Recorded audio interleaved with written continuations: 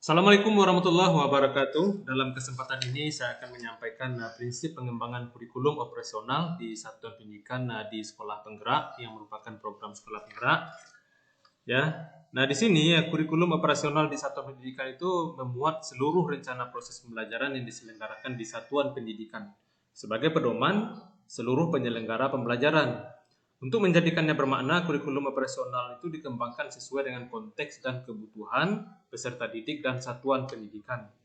Nah, kurikulum itu adalah perangkat rencana dan pengaturan mengenai tujuan, isi dan bahan pembelajaran serta cara yang digunakan sebagai pedoman penyelenggaraan kegiatan pembelajaran untuk mencapai tujuan pendidikan tertentu.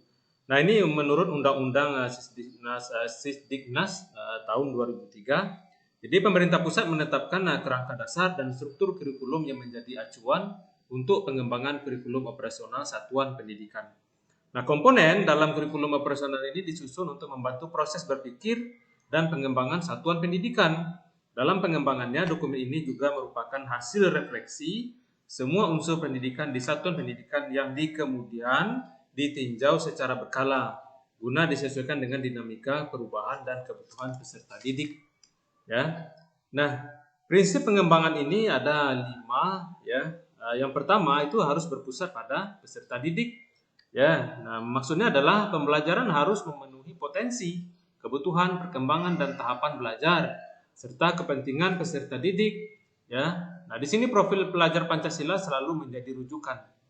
Profil itu kan ada 6 profil pelajar Pancasila itu ada 6, itu harus selalu menjadi rujukan pada semua tahapan dalam penyusunan kurikulum operasional sekolah. Kemudian dia harus kontekstual. Kontekstual ini menunjukkan kekhasan dan sesuai dengan karakteristik satuan pendidikan, konteks sosial budaya dan lingkungan serta dunia kerja dan industri. Jadi dilihat dari kebutuhan karakteristik satuan pendidikan di mana dia akan dikembangkan. Nah, kemudian esensial di sini esensial itu semua unsur penting atau utama yang dibutuhkan oleh pemegang kepentingan tentang kurikulum yang digunakan di satuan pendidikan dapat diperoleh di dokumen tersebut. Bahasanya lugas dan mudah dipahami, tidak mengulang atau mengutip naskah yang sudah ada di naskah lain. Kemudian dokumen itu tidak perlu memuat kembali misalnya lampiran Kemdikbud seperti CP, tujuan dan struktur dan lain-lain. Nah, dalam dokumen kurikulum operasional itu harus esensial. Nah, kemudian harus akuntabel Nah, dapat dipertanggungjawabkanlah akuntabel karena memang berbasis data dan aktual.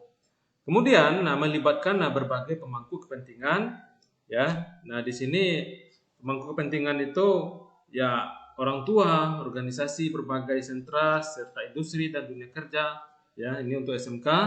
Nah, di bawah koordinasi dan supervisi Dinas Pendidikan atau kantor kementerian yang menyelenggarakan urusan pemerintahan di bidang agama sesuai dengan kewenangannya. Nah, itulah 5 prinsip pengembangan kurikulum operasional pendidikan. Nah, di sini profil pelajar Pancasila itu perlu selalu harus hadir dalam pengembangan itu, karena memang pelajar Indonesia merupakan pelajar sepanjang hayat yang memiliki kompetensi global dan berperilaku sesuai dengan nilai-nilai Pancasila. Nah, ada 6 dimensi yang itu harus diketahui: beriman, kemudian berkebinekaan global, bergotong royong, mandiri, bernalar kritis, dan kemudian terakhir harus kreatif. Itulah kira-kira prinsip pengembangan kurikulum operasional di sekolah penggerak. Semoga bermanfaat. Terima kasih banyak. Billahi taufik wal hidayah. Wassalamualaikum warahmatullahi wabarakatuh.